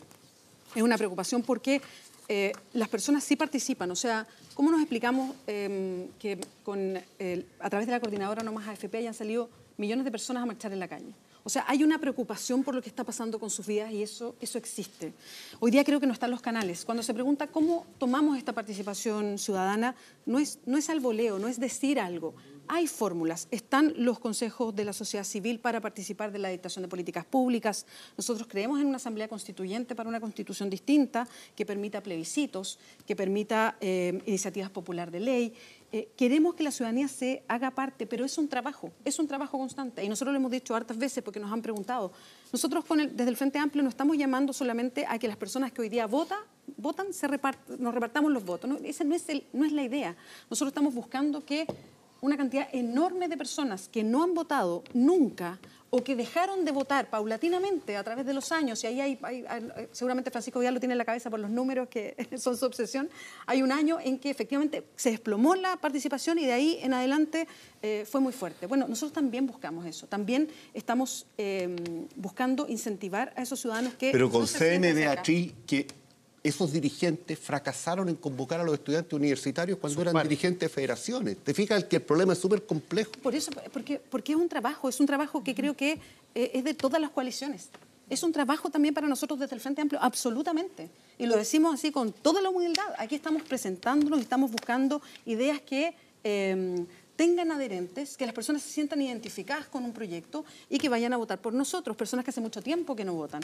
A eso voy. No es que nosotros pensemos que eso está resuelto, no, al contrario, hay que incentivarlo. El punto es, porque no lo hemos hecho nunca, porque no lo estamos haciendo, ¿lo vamos a dejar de hacer? No. Porque hoy día la ciudadanía no participa, nos vamos a dar por vencido, decir, ya no participa, hagamos nosotros la política entre lo que nos interesa y dejemos al resto afuera. No, se trata justamente de lo contrario. Exactamente. En eso estamos, y eso es lo que estamos linkeando. Y solo una cosita más, y tiene que ver con esta imagen que existe del Frente Amplio como si fueran dirigencias universitarias. El Frente Amplio es mucho más que las dirigencias universitarias. Yo entiendo lo que ha ido pasando. Hoy día se instaló el Frente Amplio como una fuerza política. Y es muy curioso cómo en un principio éramos como los simpáticos, testimoniales utópicos, y hoy día es cosa de ver los diarios, la cantidad de editoriales que tienen que ver con el Frente Amplio. Hoy día, y quiero solo destacar una cosa, nosotros logramos entrar a la institucionalidad de este país buscando las firmas para fortalecer la revolución democrática y que cumpliéramos un umbral para llevarnos a la primaria legal. Hoy día es la nueva mayoría la que no está en la primaria legal. No, está el Frente Amplio... No porque no hayamos querido. Perdón, solo para terminar. Sí. Está el Frente Amplio en la primaria legal. En 3 semanas logramos un trabajo profesional, un trabajo en las calles, que personas, 30.000 personas dijeran... Me inscribo en un partido político porque creo en esto a propósito de la participación, y estamos hoy día nosotros obedeciendo toda la institucionalidad del país como Frente Amplio, llegando a una primaria legal. Entonces, el Frente Amplio no es un grupo de universitarios, muchas gracias y que estén, y me parece fantástico. Hay una energía importante ahí, pero el Frente Amplio es mucho más que este reduccionismo con que se presenta. Y estamos preocupados por la participación. Me permite, el indicador de la firma es fantástico, pero cuidado con tanta cobertura mediática. Tú eres periodista en una esfera pública en que los medios, a lo menos escritos, los controla mayoritariamente la derecha. Bueno, eso ya es otro Beatriz, problema que no tiene que ver con el Frente Amplio. Entremos a algunas definiciones importantes respecto a los temas que estamos hablando. Mencionaba usted lo que ocurre con, por ejemplo, bingos para financiar operaciones o tratamientos médicos. En tema de salud, ¿cuál es específicamente la propuesta que tiene el Frente Amplio para cambiar el modelo? ¿Implica un modelo totalmente distinto? ¿Implica, por ejemplo, el fin de las ISAPRES? Sí, lo entendemos así. Creemos que en un seguro de salud para todos los chilenos y chilenas, que sea con aportes, por supuesto, pero que entregue la cobertura a todos los chilenos y chilenas, no diferenciando... No, pero que hoy día se diferencia. Hoy día las personas con sueldos altos, y me imagino que acá la mayoría están en ISAPRE. Yo estoy en ISAPRE. Pero los sueldos altos tiene la lógica que tú describes. Pero es que es distinto, Gonzalo. Porque no tiene eso los recursos. No. Es que hoy día, pero es distinto, porque lo que nosotros estamos buscando es que haya un seguro para todos los chilenos y chilenas. No como hoy día, que de acuerdo... Todos los chilenos y chilenas pueden estar en FONASA. Perdón, que los sueldos altos... Al 83%. Los sueldos altos se les empuja a la ISAPRE y los sueldos más bajos se instalan en FONASA. Esto es porque la cobertura es inversamente proporcional, una cuestión más técnica que no quiero entrar a eso.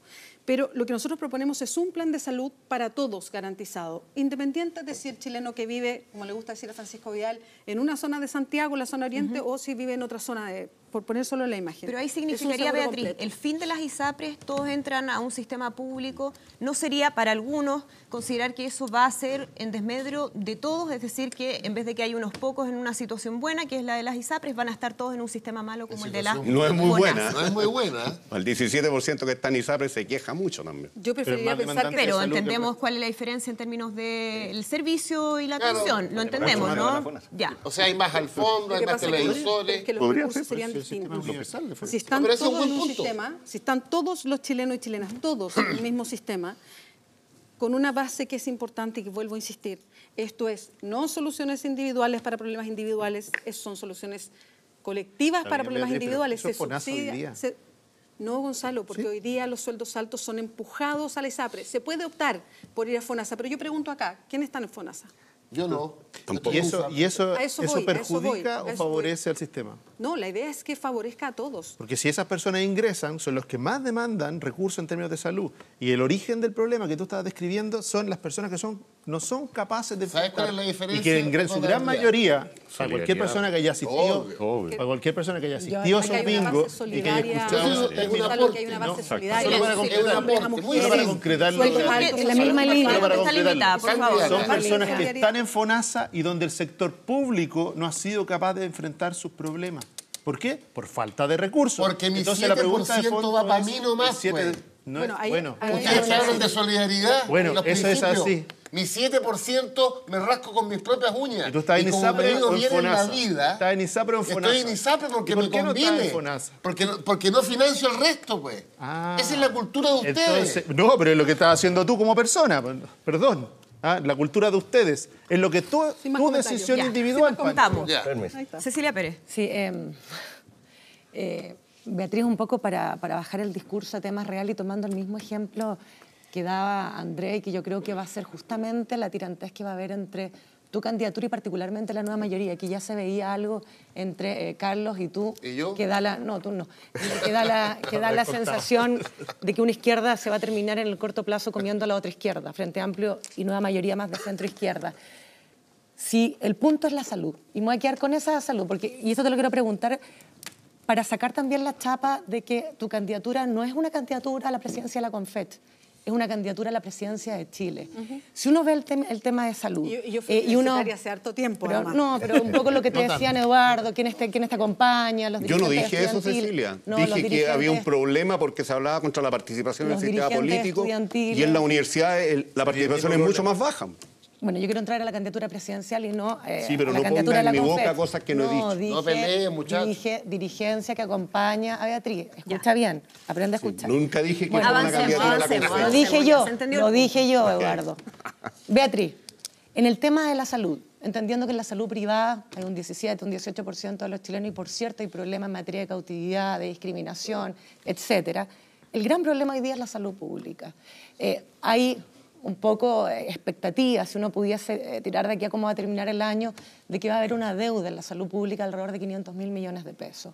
Si tú te vas al déficit efectivo que hoy día tiene las finanzas públicas, estás alrededor del 3%, déficit efectivo, que son alrededor de 12.000 millones de dólares en régimen. Yo te pregunto a ti, ¿cómo tú vas a financiar el programa en materia de salud que quieres imponer haciéndote cargo de esta tremenda mochila financiera que hoy día existe? Te doy otra cifra. El primer gobierno de la presidenta Bachelet dejó una holgura fiscal de 400 millones de dólares aproximadamente. Sebastián Piñera de 650 millones de dólares aproximadamente. Hoy día las proyecciones te dan una holgura fiscal de 0. ¿Cómo vas a hacer tú esa inversión? No va a bajar impuestos, en primer lugar. No, pero es que es importante saber cuál va a ser. Manteniendo la reforma tributaria que nos falta un punto más. ¿Cómo va a ser? Haciéndote cargo de los déficits que estoy diciendo. Lo que quiero decir también es que la persona que llegue a la presidencia tiene que enfrentar lo mismo. No soy solo yo la que lo voy a enfrentar. Por cierto, Entonces, esto pero es algo ¿cómo que- cuál va a ser tu mirada? En la hoja de ruta que nosotros presentamos también pusimos sobre la mesa dónde deberíamos avanzar para encontrar más recursos. Esto estará con todo detalle cuando se presente el programa calculamos nosotros en agosto. Cómo se va a financiar y a través de la misma ciudadanía estimando cuáles son los puntos más importantes desde los ciudadanos para cumplir en un gobierno del Frente Amplio. Pero evidentemente aquí hay un tema de recaudación y que tiene varias aristas. Una de ellas es que se pague en impuestos lo justo. Hoy día no es así. Que paguen los que más ganan. Nosotros estamos hablando de un modelo de desarrollo distinto, que puede dinamizar la economía de una manera distinta. Hoy día, y tiene razón, lo decía recién Eduardo, ha ido bajando el nivel de crecimiento del país y mucho de eso tiene que ver con un modelo de desarrollo que está absolutamente desgastado. No lo digo yo, lo dicen especialistas incluso de fuera de Chile a propósito de este modelo que es básicamente exportación de recursos naturales. Lo importante aquí es que se pague lo justo, o sea, impuestos que se cobre más a los que ganan más.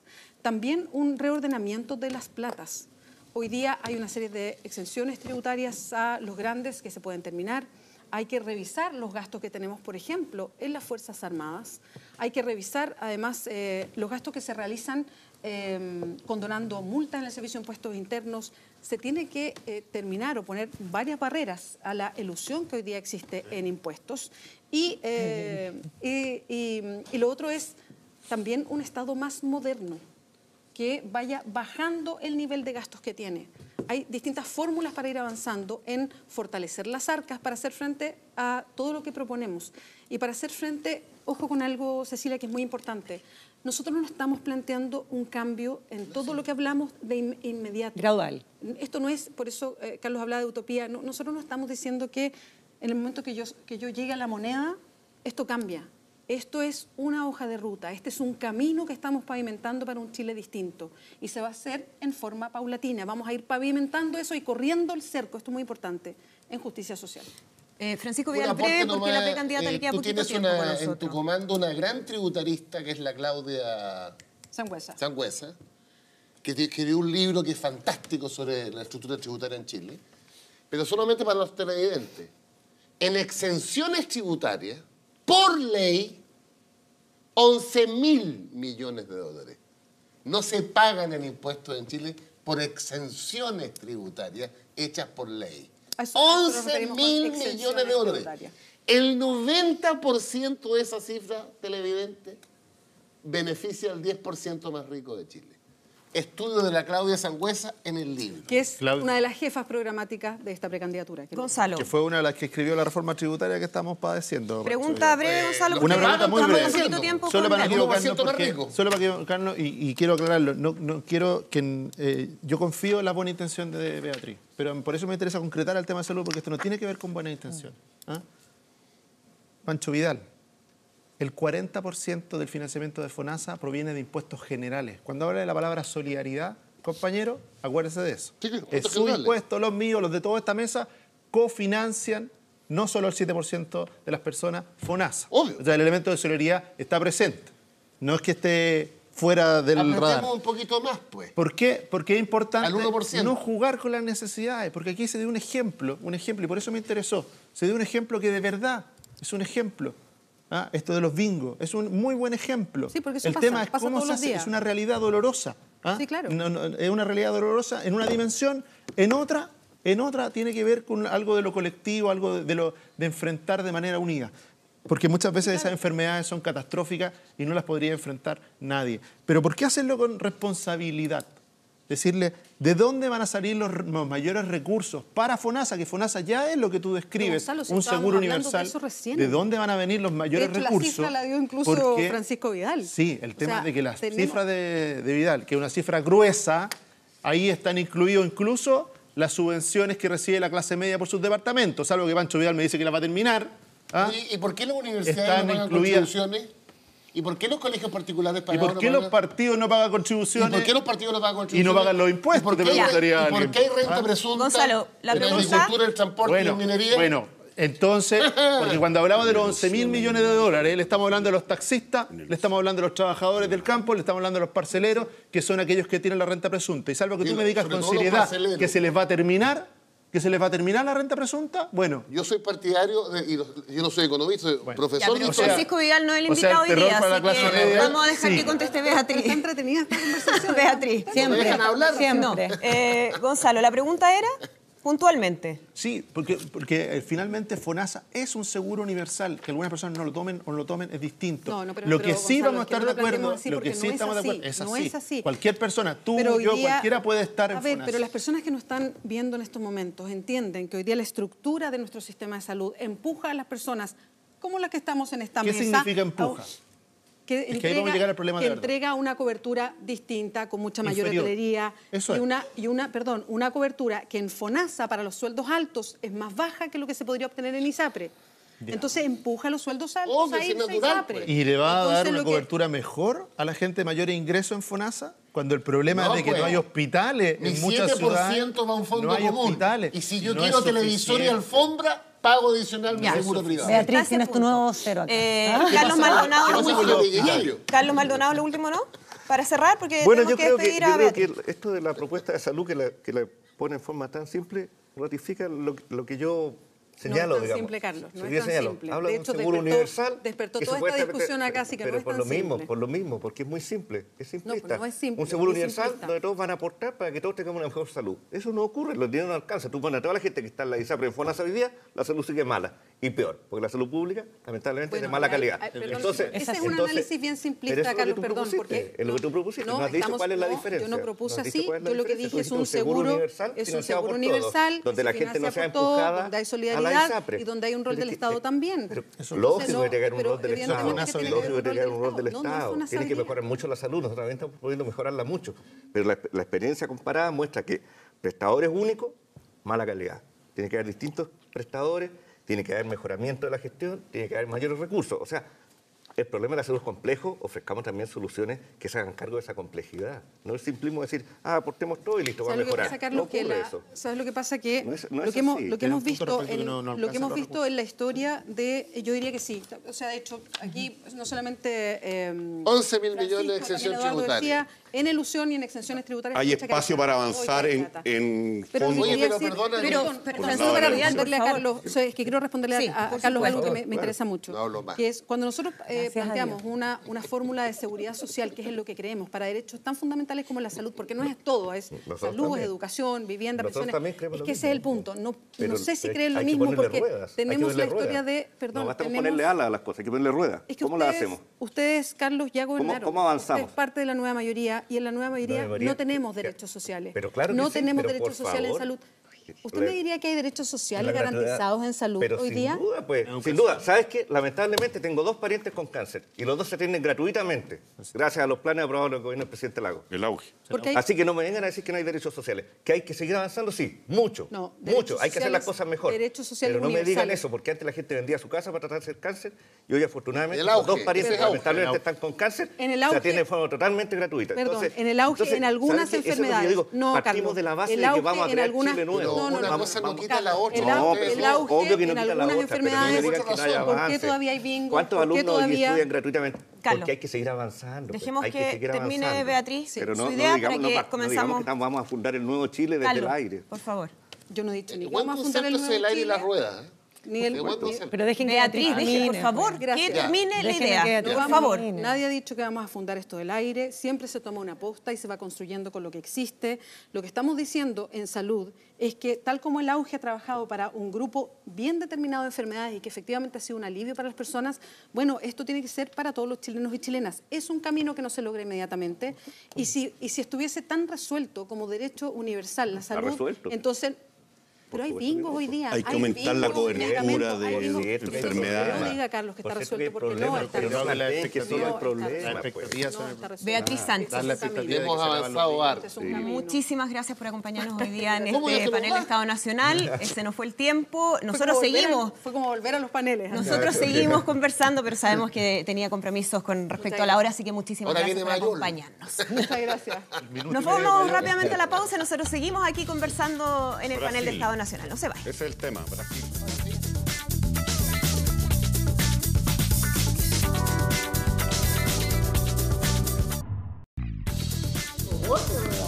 Bien, ya estamos de regreso. Sigue aquí la discusión en el panel de Estado Nacional. Y Maldonado se quedó a este lado de la mesa. Pero circunstancialmente, no, ese es mi lugar. Pero no es partidario de bajar impuestos. ¿Ah? No, por supuesto, no, todo lo contrario. Por supuesto. Hay que dinamizar Ya, la hoy economía. vamos a hablar brevemente, pero no nos queda tanto tiempo. Estamos a la espera de las actividades, por supuesto, de este 21 de mayo, así que vamos a estar muy atentos a lo que está ocurriendo. Pero no queremos dejar de tocar la gravísima situación que se está desarrollando en Brasil, con las acusaciones ya formales en contra del presidente Michel Temer por corrupción pasiva, obstrucción de la justicia y organización criminal, luego de una grabación que daba cuenta de una reunión del presidente con un empresario donde se estaba avalando de parte del mandatario el pago de sobornos para mantener el silencio del expresidente de la Cámara Baja, Eduardo Cunha, que recordemos está condenado a 15 años de cárcel, está actualmente en prisión también por el caso Lavallato. El presidente dice que aquí hay pruebas fraudulentas, insiste en que no va a renunciar, pese a que desde su mismo sector, incluso importantes medios de comunicación como Redo Globo, que ha sido permanentemente un aliado del gobierno de Michel Temer, le están pidiendo la salida del gobierno para el bien del país. ¿Cómo sigue esto, Eduardo Zafirio? Bueno, el problema en Brasil es que la corrupción es sistémica. Sí. Por eso más vale que reaccionemos con fuerza en Chile antes de que esto nos atrape. Primera idea. Segunda idea, lo que está pasando en Brasil, quiero decirlo, no se releva, pero esto tiene un impacto muy fuerte para nosotros desde el punto de vista económico. América Latina es Brasil y México para los inversionistas. Y en segundo lugar, Brasil hoy día es nuestro cuarto o quinto socio comercial. Entonces hay que mirar esa crisis. Tercera cuestión que quiero decir, no quiero hacer ningún anuncio catastrofista, estoy muy lejos de eso. Pero ya han habido señales públicas de los militares pidiendo que esta situación se resuelva. Y hay una presión abierta las últimas semanas en torno a la salida de Temer, su reemplazo. Hay un nombre de un ministro que anda circulando como favorito de los militares y un llamado a elecciones generales. ¿Qué diría yo de lo que está ocurriendo en el caso de Brasil? Cuando durante 25 o 30 años se tolera por la ciudadanía niveles sistémicos de corrupción y viene una crisis económica como la que ha tenido que enfrentar Brasil con 2 caídas consecutivas de su Producto Interno Bruto en los últimos años, esto se convierte en un polvorín. Quiero decir una sola cosa, este tema de la probidad con crisis económica es una cuestión explosiva. Afortunadamente, los militares en América Latina, afortunadamente desde este punto de vista, también han estado involucrados en actos de corrupción. Pero el cuadro de lo que está pasando con la economía y con la sociedad brasileña es una cuestión que hay que mirarla con atención porque ya no se está pegando en Chile. Dice Eduardo, no hay que ser alarmista, pero Chile tiene que seguir con bastante atención el ejemplo de Brasil en términos de lo que ha ido ocurriendo con la corrupción de manera sistémica, Carlos Maldonado. Sin duda, mira, precisamente eso es lo que hemos dicho todas las veces que hemos tenido la oportunidad de venir a este foro, que tenemos que ser absolutamente tajantes, definitivos, digamos, pero totalmente, digamos, prohibitivos de cualquier atisbo de posibilidad de mal uso de los recursos, de posibilidad de desviación del poder, de abuso, etcétera. De verdad, la corrupción es como un cáncer. Cuando empieza, cuesta detenerlo. Hay que frenarlo siempre, con mucha fuerza, con mucha claridad, en todo momento. Fíjate que el gran elemento común en el desarrollo de los países es la calidad de la política, por sobre cualquier otra cosa. Brasil podría ser una potencia mundial hace mucho tiempo. Es enorme, tiene una gran población, tiene gran cantidad de recursos.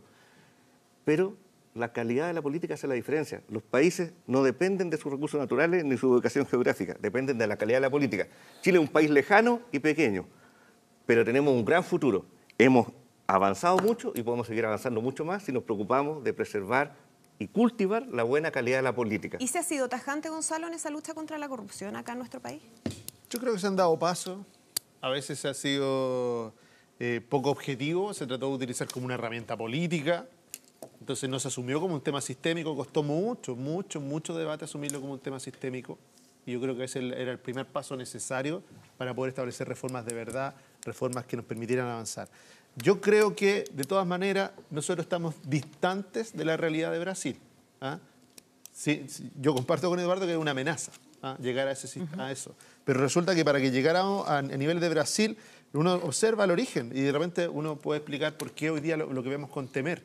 Si lo que hubiera correspondido es que una vez que cayó Dilma, hubiera elecciones democráticas y hubieran tenido de alguna manera no un resquicio como lo que se buscó, Recordemos que el mismo Cuña, para hacer un poquito de historia, fue el que hace caer a Dilma. El expresidente de la Y era Cámara el Baja. Guaripola, y él de alguna manera sirvió los intereses, directa o indirectamente, de Mankel Temer, que era el vicepresidente de Dilma. Y Dilma no cayó por corrupción, como Y cree Dilma la gente. cayó, sí, no cayó pero a por ver, corrupción, pero- cayó por manipular el presupuesto. Las cuentas públicas. Pero aquí, digamos la verdad, aquí hay una máquina montada desde el Estado, un contubernio donde el Partido de los Trabajadores, ¿no es cierto?, creó una máquina que terminó permeando no solo a Brasil, sino que se expandió hacia Colombia, hacia Chile, hacia Bolivia.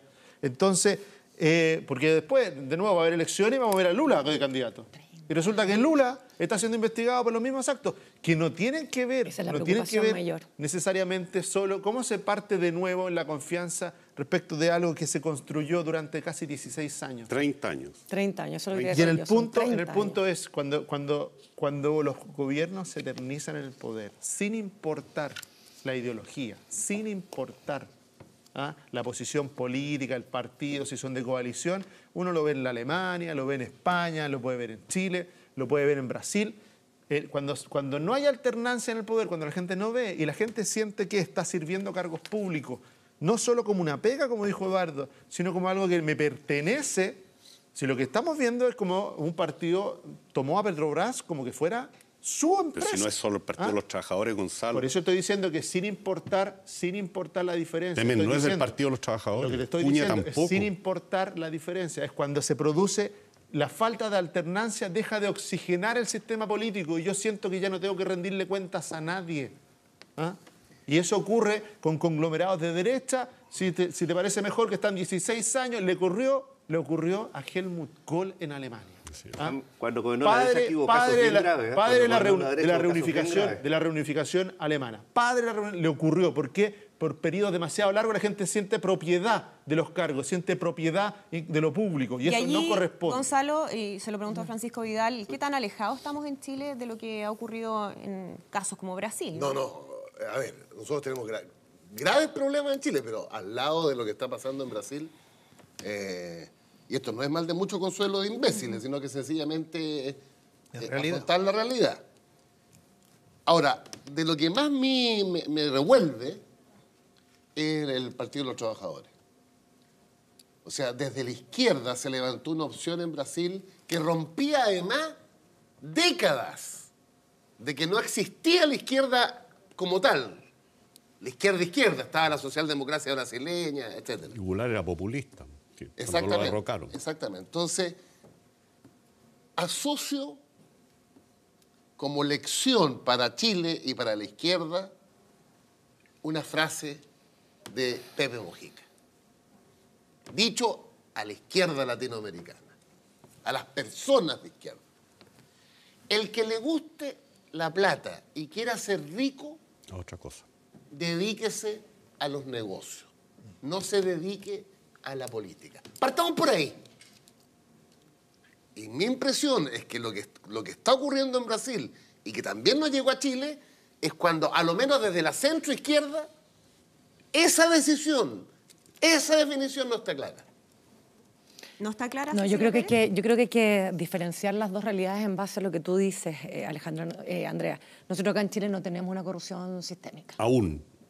Nosotros en Chile ahora, y por eso lo estoy diciendo, no tenemos una corrupción sistémica. Y sostener que no lo han hecho en esta mesa, cualquier cosa en contrario es enlodar mucho más, no solamente la política, sino que lo que estamos tratando de mejorar como país. Se han hecho leyes tempranamente para parar la corrupción, existen mecanismos de control aún que son eficientes y por lo tanto es tan eficiente que la ciudadanía lo puede saber, que se pueden levantar las alertas, cosa que no pasaba en Brasil. Lo de Brasil es la putrefacción de 30 años, y eso hay que decirlo. Y hoy día no solamente es sistémico en términos de las coaliciones políticas, porque no solamente tienes el Partido de los Trabajadores, no solamente tienes el Partido de Temer, sino que también tienes, donde tú pensabas que no había llegado, el Partido de Aécio Nemes, que hoy día uno lo veía como una posible salvación en una elección democrática de cambio profundo en materia de transparencia en Brasil. Y cuando tú ves las encuestas y ves que quien va punteando es Lula, yo me preocupo mayormente, porque tú dices, si va a llegar Lula al poder, ¿Cuál va a ser entonces el cambio en materia de transparencia que permita que Brasil tenga un salvataje de probidad? Ahora, yo no lo veo. ¿Podría ser para todos? Porque, Hay claro, si uno 1900 empieza a ver 1900 políticos la lista de los investigados por políticos corrupción. de manera transversal 1900. al interior del Congreso, Exacto. prácticamente todos están involucrados en el caso Lavallato. Así es. ¿Cómo se sigue después de esto? Eso es lo grave. ¿Sabes qué? Eso es lo grave y eso es lo que efectivamente te puede, sobre todo económicamente, golpear a Chile. Brasil es un ejemplo a mirar de lo que no hay que hacer, pero además, en este minuto, son las medidas a tomar del efecto económico que nosotros podemos vivir a 2, 3 o 4 años, producto... Si cuando se sabe la noticia de Temer, las bolsas se cayeron de una forma estrepitosa. Afectando a nuestras inversiones. Y las empresas chilenas que tienen... Imagínate. en Brasil. Socios comerciales. Sí, claro. La fortaleza de las instituciones es la clave. Es la clave. Si no se puede confiar en que la gente se va a portar bien porque le llegó un rayo de luz del cielo y se portó bien. Hay que tener mucha fiscalización, hay que tener constantes revisiones, hay que tener sanciones adecuadas, hay que tener procedimientos rápidos. La probidad se trabaja día a día, día a día. Chile ha avanzado mucho, están las propuestas de la Comisión Engel, algunas de las cuales están pendientes todavía, las vamos a impulsar fuertemente desde el primer día del próximo gobierno. Y esa comisión, de alguna manera la Comisión Engel o algo similar, tiene que seguir funcionando permanentemente como una especie de faro de la transparencia, la probidad y la calidad de la política que nos vaya diciendo dónde hay amenazas, dónde hay vulnerabilidades para que las vayamos cerrando y tapando oportunamente. Eso tiene que ser un trabajo permanente y eso nos va a garantizar o nos va a dar mejores condiciones para que Chile se mantenga ajeno a este tipo de problemas. Gonzalo. Yo creo que el tema de la corrupción por distintas vías, porque aquí estamos viendo una expresión, ¿ah? Y es como que es una lucha permanente. Literalmente es el hombre del maletín. No tiene un fin. No es que aquí vaya a haber para que no nos hagamos expectativas. Es una lucha permanente. Constante. ¿Por qué? Porque va encontrando camino. A veces, cuando uno mira a México, es la droga que corrompe el sistema político. Y el narcotráfico. ¿Ah? En Brasil, a través de los vínculos entre primero empresas públicas y después ya todo el sistema político abierto terminó Y empresas privadas. Por eso. Y al final todo el sistema. Entonces uno dice, en Argentina, entonces, tiene expresiones distintas y por lo tanto uno asumir de que una reforma, otra, no hay que confiarse. ¿Ah? Pero tampoco, yo por eso recojo un poco lo que decía Cecilia y entiendo la posición de Eduardo en términos de que es una amenaza, sí, es una amenaza. Y cuando hablamos de los municipios, cuando hablamos de los gobiernos regionales, cuando hablamos de las empresas públicas, ¿ah? Cuando hablamos de Codelco, uno dice, tenemos que establecer un sistema y en eso la transparencia, más allá de quién gobierne, la transparencia es una importante decisión. Pero entendiendo que no hay un fin, ¿ah? No hay un momento en que hay que bajar la guardia. Porque el minuto que tú bajas la guardia, aparece por otro lado el Pero este debiera ser el principal tema político a discutir en la elección presidencial. Probidad. Uno de los temas fundamentales. Vamos a seguir muy pendientes, por supuesto, de lo que ocurre en Brasil con y en esta Estados situación Unidos del presidente Michel Temer. Nosotros comenzamos ya a despedir esta edición de Estado Nacional. Muchísimas gracias por habernos acompañado, nuestros panelistas, por supuesto. Y nos reencontramos el próximo domingo a las 10 de la mañana. Que estén muy bien. Muy bien. Les vaya bien.